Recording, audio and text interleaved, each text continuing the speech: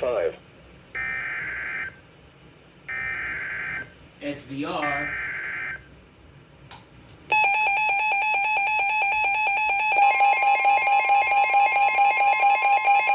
Yep!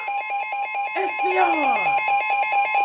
The National Weather Service in Raleigh has issued a severe thunderstorm warning for southwestern Anson County in central North Carolina until 5:45 p.m. Eastern Daylight Time.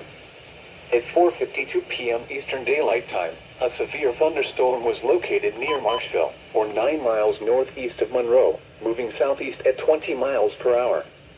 The following hazards are expected: 60 miles per hour wind gusts. Source: radar indicated. The following impacts are expected: expect damage to roofs, siding, and trees. Locations impacted include Waitsboro, Polkton, Lylesville, Peakland, and White Store.